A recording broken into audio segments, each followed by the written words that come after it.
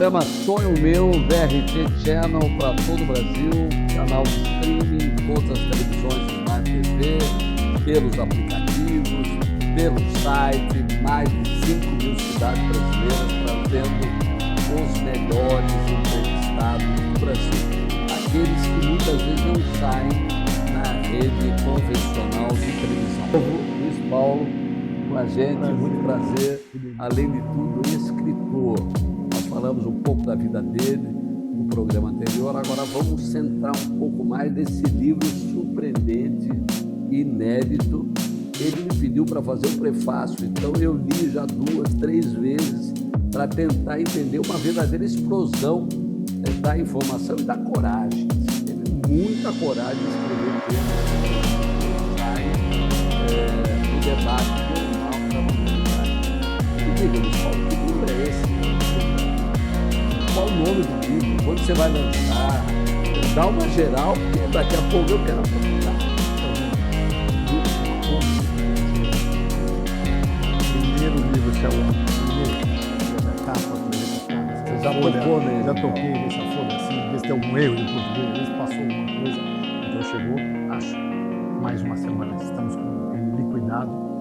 E qual que é o pressuposto do livro? Acho que o grande pressuposto. O brasileiro vive em média 77 a 80 anos, médio, essa é a idade média hoje de vida de um brasileiro. No Japão é 89. Com poucos mexidas, quase de parafuso. Então, com as canetas emagrecedoras, colesterol, triglicéridos, isso aí possivelmente vai passar. Tem uma explosão de academia que todos hoje, eu encontrei você de manhã, estava andando. Pô, todo mundo hoje eu vejo preocupado em fazer. Medicina preditiva. Laboratórios com sistemas muito mais rápidos de análise. Tudo leva a crer que essa vida, em 15 anos, a gente vai ganhar 10%, 20%. Se a gente ganhar 10% de vida em 20 anos, a gente está falando que 80 anos virou 90. O que significa 90 anos em 10 anos, 12 anos? Significa que metade da população vai até 100, 110 e a outra metade vai até 70.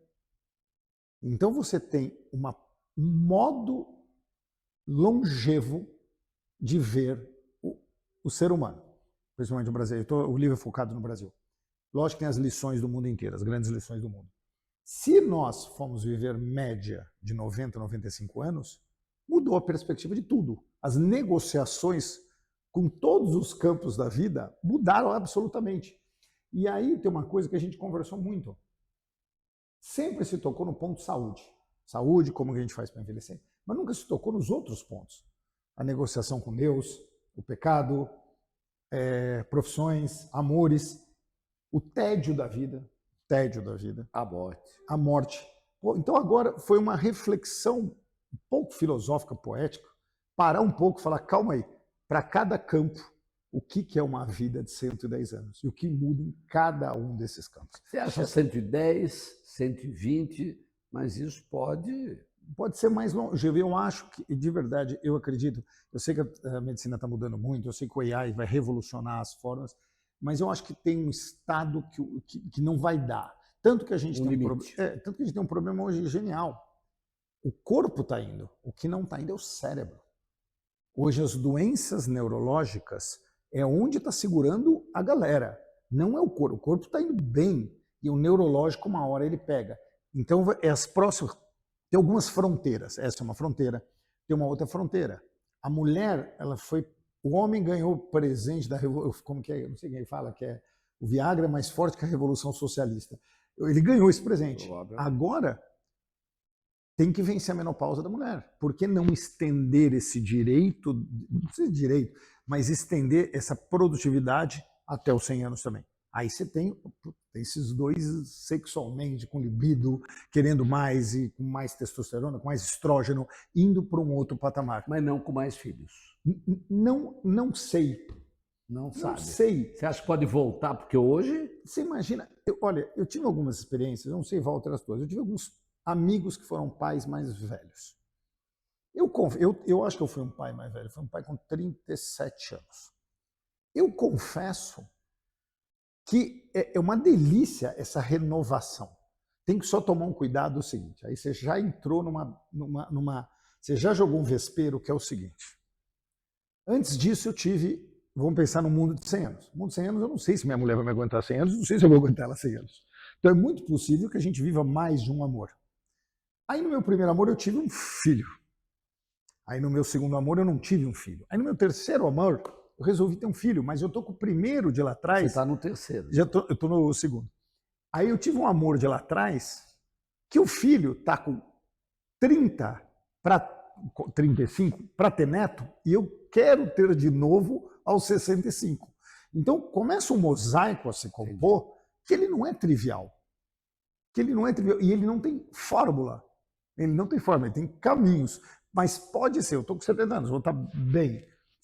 Tudo leva a crer que a gente vai ter uma longevidade mais sadia de corpo. Corpo animado. Se você estiver bem financeiramente, tiver com tempo, será que você não vai ter uma chance de curtir um menino que você não conseguiu, nos 20 anos que você estava lá ralando, trabalhando, que você não conseguia curtir, agora você vai falar, uau, vou poder curtir meu filho agora de camarote? E com 70, se você for falecer com 100, ele vai ter 30, tudo bem, está dentro. Ou seja, como eu disse, o livro toca em questões que eu já li 3 vezes, pelo menos, além de fazer uma passada para tentar pegar o escopo geral, e você toca realmente questões que normalmente não são tocadas. Você acaba de dizer da questão da procriação, eventualmente longeva, podendo até retomar, talvez, o crescimento da natalidade, na perspectiva que um novo casamento, uma nova relação pode ressuscitar a ideia, mesmo pais com mais idade, aumentando capacidade reprodutiva. Você toca numa coisa incrível, que é a questão da menopausa. Por que a mulher não pode ter um... A Cláudia Raia já mostrou que pode. Isso aí, um monte está avançando, acho que é um monte de... Né? E o avanço da pesquisa, da ciência, da exploração da sexualidade. Estou assistindo um seriado lindo que eu recomendo, chamado Master of Sex. É a primeira pesquisa científica sobre a sexualidade no mundo em Washington, na década de 50. E olha, temas são colocados lá, são muito atuais hoje. Inclusive, eu imagino que grande parte dos homens e mulheres não saibam aquilo que já foi pesquisado há 70 anos atrás. Walter, você entrou num campo. O livro entra uma hora, eu não sei se você vai lembrar, no sexo. Lembro tudo. Walter, as casas, os sex shops, eles tendem a explodir. Se você viveu 100 anos, você precisa apimentar essa vida. Com 65, você já passou por outra experiência. Talvez você vai querer comprar fantasia de bombeiro. Compre a fantasia de bombeiro. Talvez você vai querer dançar diferente. Talvez vai com um creminho que vai ficar com um cheiro gostoso. Com 100 anos, muda. Você falou bombeiro para homens, pode ser... Para mulher, enfermeira. Pode ser enfermeira, pode ser aeromoça. Aeromoça. Você vai ter o apetite sexual, o jeito de... Se a sua sexualidade prolongou, óbvio que as suas fantasias também prolongarão. E você tem coisa que você já fez muitas e muitas vezes. Às vezes você vai querer outros tipos de coisa. Experimente, se dê liberdade. Se viver 100 anos, vai para o sex shop passear. Vai ter sex shops em shopping. Ó, desafio. Em shopping? Em shopping, óbvio. Você vai estar lá, vai ter...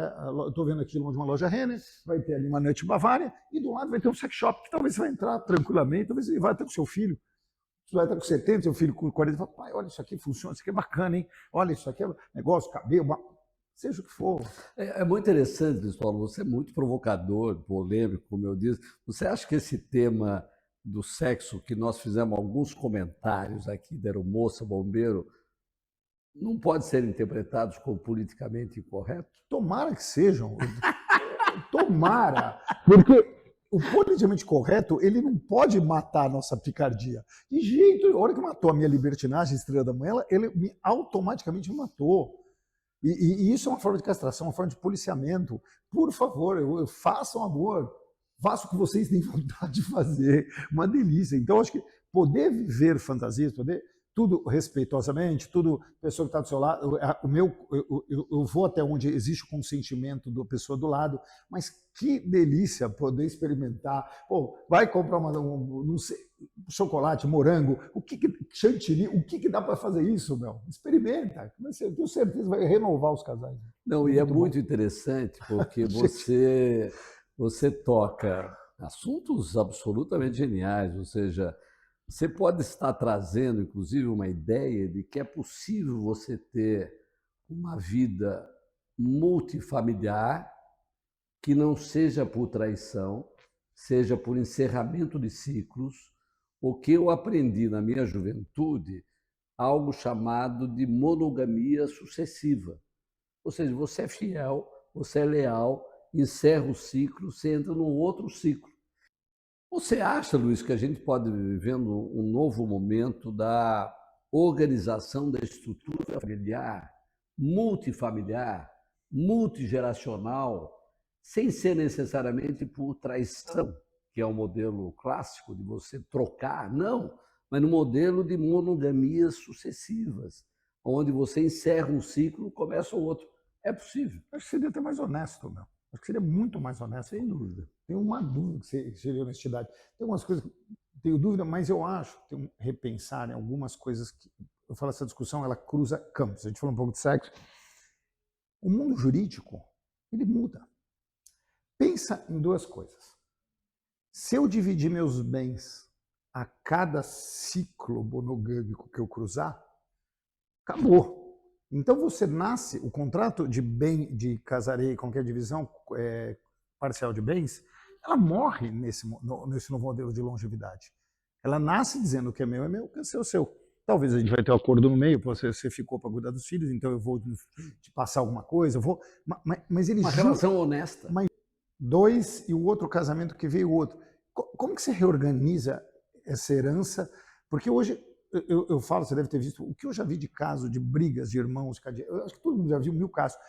Quando morre o patrono da família, é briga. É briga. Será que já não nasce dividido, falando, olha, se eu tiver tantas vidas, funciona assim, eu só vou repartir para meus filhos, será que não vai ter uma readaptação judiciária, não vai olhar isso e falar assim, calma aí, eu preciso organizar essa zona. São famílias que você vai ter um geracional. Eu já conheço alguns, eu conheço gente que gosta de casar. Que já tem uma vida muito ativa, mas você imagina, são 5 gerações ou 4 gerações debaixo do mesmo teto, você vê de 0 a 100 junto. Como que você convive com todas essas gerações entrelaçadas, com filhos consanguíneos seus, não consanguíneos seus, você gosta tanto ou igual, qual é o teu direito? Então, eu acho que muda muito a relação, sim, sem dúvida nenhuma, do pacote que vai ter em casa. Dia dos Pais. Dia dos Pais é com você, é com o pai que eu mais gosto, é com o pai atual, é com o pai biológico. Com quem que eu passo o Dia dos Pais, sendo que eu vivi 3? Que faz sentido. Então, tem uma discussão, sim, que não chegou na mesa, que eu acho que já deveria começar a chegar na mesa, de como organizar um pouco isso. Seu livro traz essas questões? Traz, a gente traz todas as discussões. Todas. Essas daí são. Tem muitas que eu não tenho resposta, hein? Quem sou eu para dar resposta num negócio desse? Hein? Eu não tenho a mínima ideia. A única coisa que eu acho que vai ter oportunidade para todo mundo de criar um AI, um programa novo, um agente AI, que vai controlar a agenda no dia da Páscoa. Possivelmente vai ter. Agora, especular se você vai passar com seu pai sanguíneo, consanguíneo, com nenhum dos dois, para você não causar conflito, eu não tenho a mínima ideia. Nós estamos falando de coisas absolutamente geniais, para as quais não temos resposta, mas tem outros temas também que não são tão geniais, mas terão que ser enfrentados com muita sabedoria.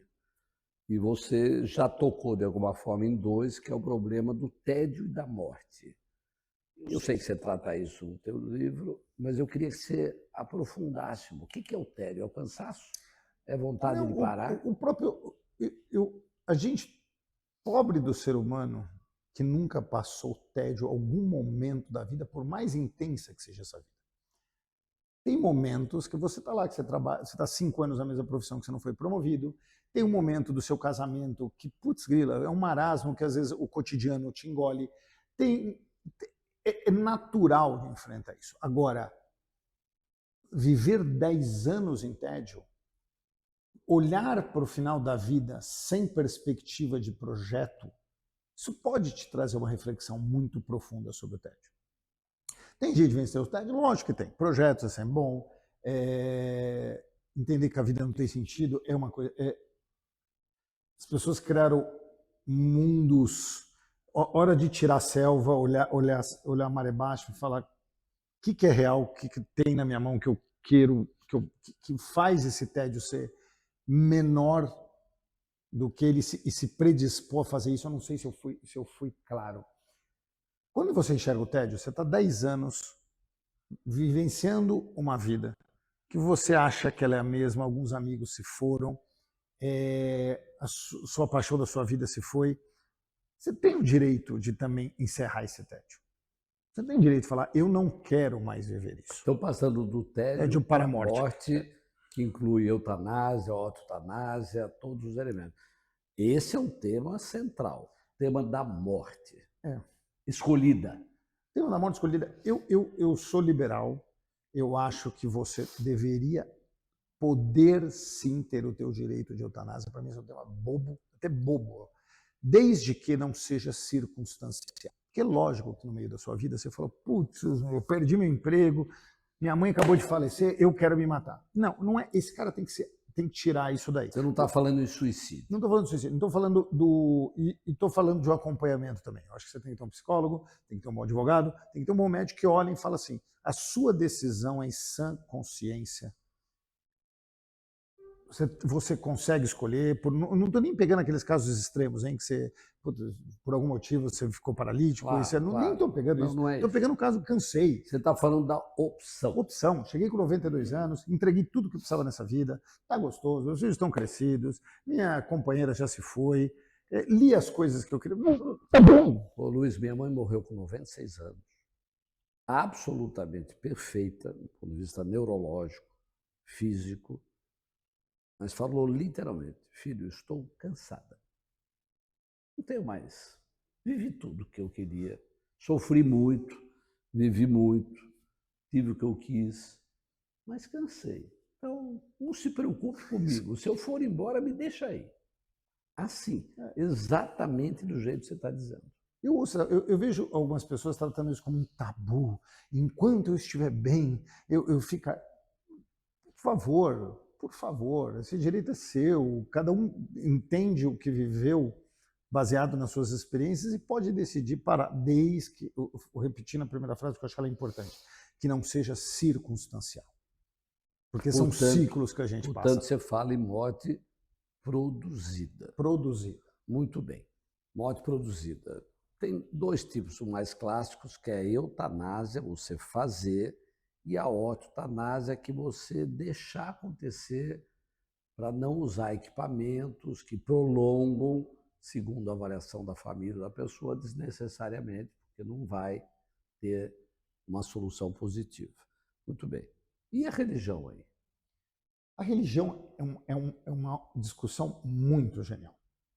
Porque é o seguinte, vamos pegar o catolicismo, eu sei que você é judeu, também eu acho que cabe algumas coisas judaicas, mas o catolicismo ele tem aquela crença, eu acho que é onde Jesus se consagrou, onde acho muitas religiões, eu acho que o mesmo islamismo se consagrou, se você tiver uma vida hábil e salutar e for perdoado, pedir perdão, você vai ter uma vida eterna à sua disposição, onde vai ser... Chamada vida eterna. Chamada vida eterna. Estou dizendo, concordo. Esses são os pressupostos dos dogmas da Igreja Católica. No momento que você vivia 50 anos, teoricamente é uma vida passageira, você já olhou, o paraíso já está mais próximo. Agora você vai viver 100. Você tem uma nova negociação com Deus. Existe uma nova negociação com Deus. Tem uma negociação que sai de um futuro muito distante para o agora. Você quer realizações agora. E eu acho que junta isso, com dois panos de fundo que não dá para deixar. Mais escolaridade e uma emancipação, uma mulher muito mais presente no mercado de trabalho. Então você está tendo uma base mais sólida de escolaridade. Toda a base mais sólida de escolaridade deixa, de alguma forma, a população um pouco mais pagã, de alguma forma. Então você coloca tudo isso no contorno, você tem uma nova conversa com esse Deus.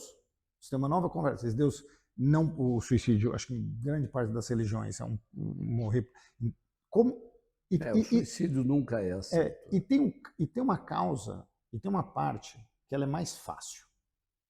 Religião católica fala, se você casou, o que Deus uniu, ninguém pode desunir. Então, em 100 anos, se você for casar, se você 3 vezes for ter um relacionamento com alguém e você quer seguir a monogamia, quero ficar com alguém que eu amo, será que não é hora desse novo Papa olhar e falar, calma aí, por que não? Então tem alguns dogmas que eles são obrigados a serem conversados, eles são obrigados a... O que vai acontecer com isso? Eu acho, nesse ponto, eu acho até interessante, eu acho que a igreja evangélica, que é mais mutável e mais flexível, vai olhar isso e vai abraçar, porque vai trazer fiel. Então não tenho dúvida nenhuma que ela vai, de alguma forma, olhar isso e falar, uau, que causas fáceis para eu defender, que vai fazer. Que foi o mesmo caso hoje, que você olha a igreja de uma forma trazendo, antes tinha uma versão homossexual, hoje eu já vejo que ela entendeu a diversidade um pouquinho. Você passa uma ideia, Luiz, que as religiões um pouco mais clássicas, que iniciaram o chamado monoteísmo, terão mais dificuldades e as mais recentes talvez tenham mais abertura e se antecipe a um debate desse. Antecipa, nunca dá para... Organizações com mais de 2.000 anos têm que ser muito respeitadas. Tem que ser muito respeitadas. Porque se ela está 2.000 anos, ela venceu tudo e todos, ela adaptou, ela foi... Ela é uma tábua, de alguma forma, de moralidade, uma tábua até muito mais barata que a Constituição. Então, ela funciona. Então, em nenhum momento dá para desprezar isso, mas que ela tem que respeitar os anseios da sociedade e do mundo em mutação, ela tem. E o problema que ela está enfrentando agora, que é um deles que é o que a gente está falando, é que a mudança, que antes demorava 200 anos, vai vir em 20. Vai vir em 20. E como você reage a uma mudança de 20 anos? É lógico que, nesse momento, a igreja deve estar olhando para o outro, falando, o que eu faço? É um acréscimo muito relevante. Agora, Luiz, é muito interessante porque tem uma frase que eu ouvi uma vez do Sérgio Mota, comentando sobre o Fernando Henrique. Aí, Fernando Henrique falou um negócio que o Sérgio Mota nunca tinha ouvido, falou, isso é coisa de intelectual, porque intelectual elabora falando. Ele não havia pensado nisso anteriormente, mas ele tem tanta capacidade de elaboração que ele fala aquilo que eventualmente se transforma depois aquilo que ele vai futuramente elaborar melhor. Você fala uma coisa muito interessante nesse momento da religião, que é o seguinte, ou as religiões se abrem para esse debate do direito do cidadão, num determinado momento, escolher, ou você quase propõe algo que é isso que me suscitou no nosso debate um certo atrativo, que é o seguinte, é como se o cidadão, aos 100 anos, pudesse chegar à sua religião, para a qual ele prestou a sua fé durante 80, 90 anos, é o seguinte, olha, me deixa agora negociar direto com Deus. De alguma forma, quando você olha a Igreja Católica, o luterano foi isso. Ele falou, por que eu preciso, eu posso fazer direito. O anglicano falou, por que você está eu quero casar de novo. Então, você foi vê isso. Foi isso. Então, os anseios da sociedade, eles eclodem uma hora. Eles eclodem. E quem for mais adaptável leva o maior número de novos fiéis que estão ansiosos por ter novas crenças. Você falou uma frase que eu achei muito legal, mas é muito antiga, essa do Mota com o Fernando Henrique. Lembra que grande parte das escolas gregas, o movimento, eu não sei se você lembra, que eram as escolas peripatéticas. É o caminhar. O caminhar, ele ajuda a pensar. É impressionante o caminhar discutindo como ele vai. Seria muito bom se retomasse essas boas caminhadas, que se pudesse falar, ser mais honesto um com o outro. Mas está faltando um pouco de honestidade das pessoas, principalmente nos tabus. A gente normalmente fala de morte, pode falar o terceiro casamento, herança, para quem que vai deixar? Parece que a pessoa, se discutir com o pai hoje, falar, herança, você não gostaria de deixar em vida para alguém? Você quer me matar? Você quer me matar? Para com isso. Esses deveriam ser assuntos que já parar um pouco. Tabus. Verdadeiros tabus. Ora, sexo ainda. Olha, você acabou de propor aqui um talk show peripatético, ou seja, a gente caminhar e falar. Nas eleições já foi feito isso. Lembra daquele palco onde na última eleição estava o Jair Bolsonaro e o Lula caminhando no palco e conversando e tal, que realmente ativa o cérebro e é um movimento mais descontraído do que ficar sentado como nós estamos aqui. Eu gostei dessa ideia. Eu acho que a religião é extremamente provocativa, a questão do tédio, a questão da morte. O mercado de trabalho, vai dar para trabalhar até os 90 anos? O mercado de trabalho, eu acho que muda tudo. Esse eu acho que é barra pesada. Porque é o seguinte, ele já está no momento, eu fico feliz do Brasil tá trazendo algumas discussões, e é engraçado, sempre essa discussão foi liderada pela elite, pela primeira vez ela está nascendo de baixo.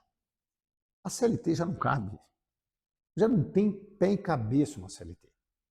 Os relacionamentos entre empregado e empregador, eles têm que ser flexíveis e tem que caber os dois. Quando faltar empregado como é agora, que bom que suba os salários. E quando tiver demasia de uma oferta, os salários baixam.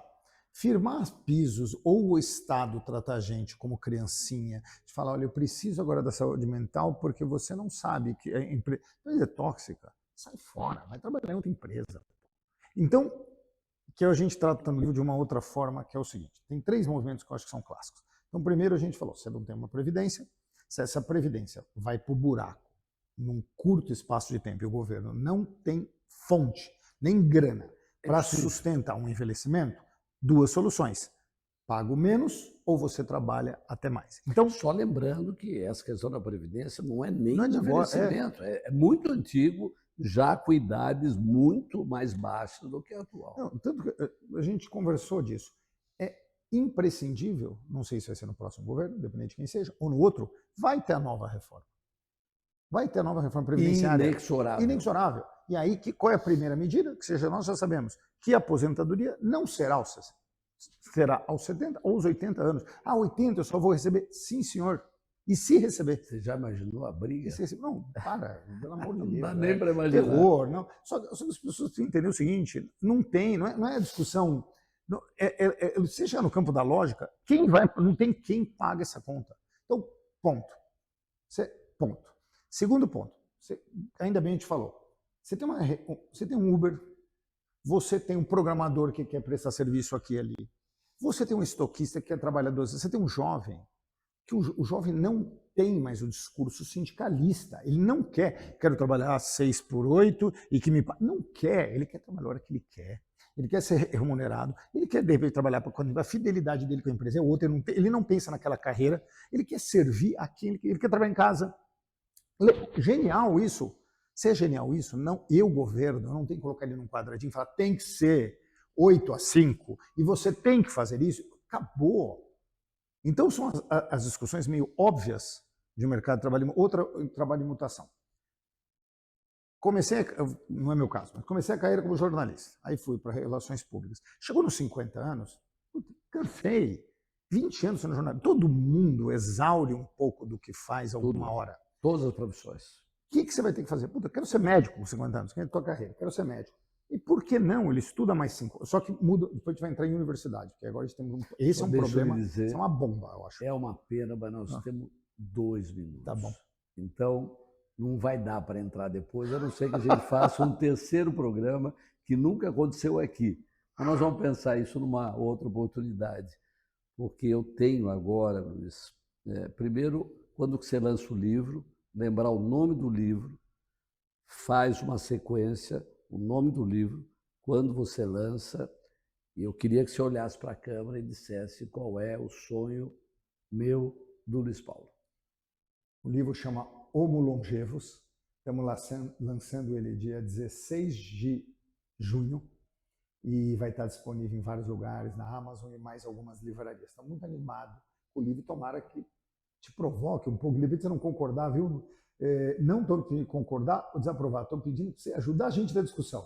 Traz outro ponto, talvez você enxergou um outro ângulo que a gente não enxergou. Vai ser uma delícia te ouvir, do fundo do coração. Não deixe de clicar na TV, mandar um recado, tudo que for input nesse campo vai ajudar a geração prateada a ser melhor do que é hoje. E respondendo qual é o sonho, eu gostaria, o sonho real, verdadeiro, eu vivi muito bem até hoje. Por incrível que pareça, minha vida foi desafiadora, minha vida foi gostosa, eu conheci pessoas brilhantes, eu continuo conhecendo pessoas maravilhosas. Se eu continuar conhecendo pessoas maravilhosas e debatendo e podendo ter essa mesma intensidade, eu acho que vai ser um sonho deles. Eu não tenho sonhos muito grandes, eu acho que se o Walter, hoje ele já me provocou, eu tenho certeza que eu sair melhor, tenho certeza que eu provoquei, ele já saiu melhor. Se a gente continuar fazendo essa formiguinha entre nós, eu já acho que vai ser uma delícia os próximos 40 anos ou 50. Se eu sobreviver, talvez eu corte um pouco antes, mas se eu sobreviver, eu tenho certeza que vai ser uma delícia. Olha aí, pessoal, sonho meu com o Luiz Paulo, um engenheiro, um grande empresário, um comunicador de televisão, programa na Rede TV. O Luiz Paulo tem um programa lindo lá. E eu quero convidar você para continuar assistindo esse canal que traz figuras extraordinárias, impressionantes. Agora, escritor Luiz Paulo. Nome e prazer, Luiz. Obrigado. Uma delícia, viu? Volte sempre. Maravilhoso. Obrigado. Maravilhoso. Vamos embora. Até a semana que vem, quinta-feira, 21 horas, sonho meu.